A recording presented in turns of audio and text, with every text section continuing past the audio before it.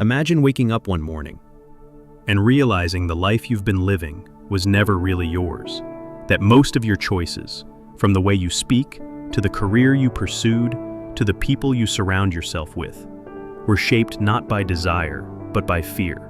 Fear of disappointing others, fear of being judged, fear of being alone.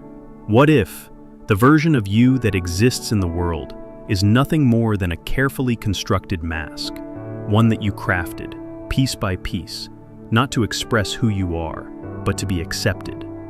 From childhood, we are conditioned.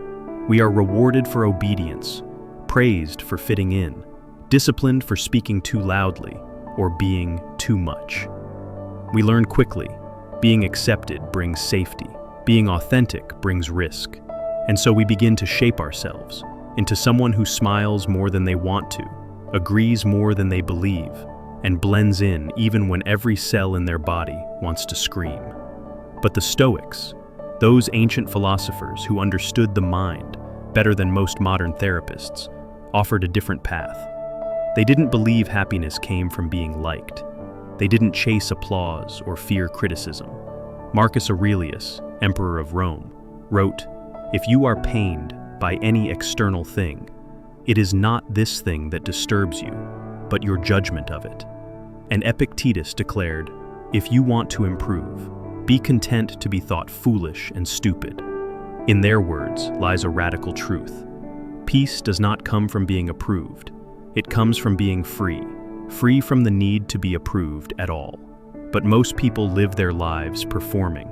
They say yes when they want to say no.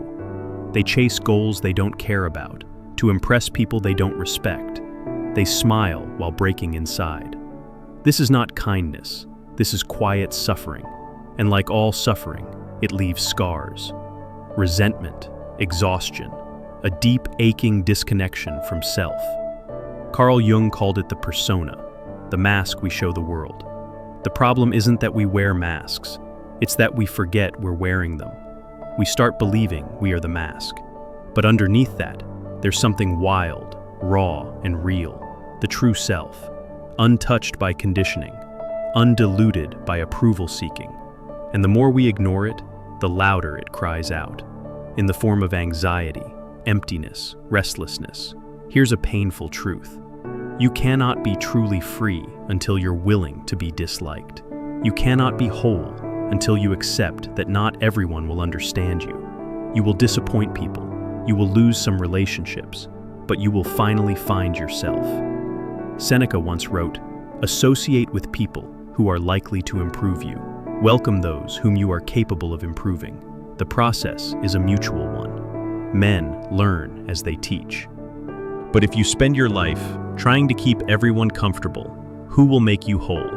The more you chase validation, the more enslaved you become. Because now, your identity lives outside of you, in their eyes, in their words, in their approval. And the moment they withdraw it, you crumble. But the Stoics taught something radically different. They said, anchor yourself within.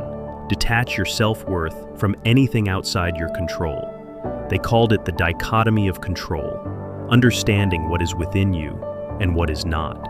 You cannot control how others see you, but you can control whether you betray yourself. So what happens when you stop trying to be liked and start trying to be real? You begin to live on your own terms. You speak honestly. You make choices that reflect your values. You walk away from what drains you and toward what fuels you, even if no one claps. That's not selfish, that's sovereign. Because your life was not meant to be a sacrifice on the altar of other people's comfort. True peace is not found in being liked. It's found in being aligned with your own soul. Ask yourself, when was the last time you made a decision that was deeply, purely yours, not influenced by fear, guilt, or pressure? That's where your power is. That's where life begins. Every time you betray yourself to please someone else, you chip away at your self-respect. And without self-respect, there can be no peace, no freedom, no wholeness. The Stoics knew this. They practiced not cold detachment, but deep, grounded presence. They didn't shut off emotions, they disciplined them. They didn't seek isolation, they sought inner independence, because a man who owns himself needs no applause. So how do you begin? First, get still. Turn down the noise.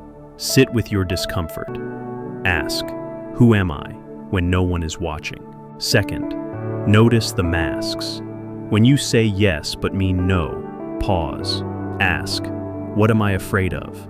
What would happen if I were honest? Third, disappoint the right people.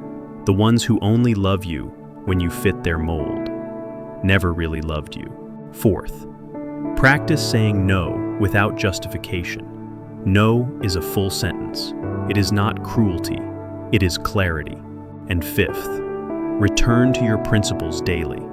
Like the Stoics did, write them, reflect on them, live by them. Because when your life is guided by your own values, not by their opinions, you become unshakable. You were not born to be agreeable. You were not born to shrink yourself, to make others comfortable.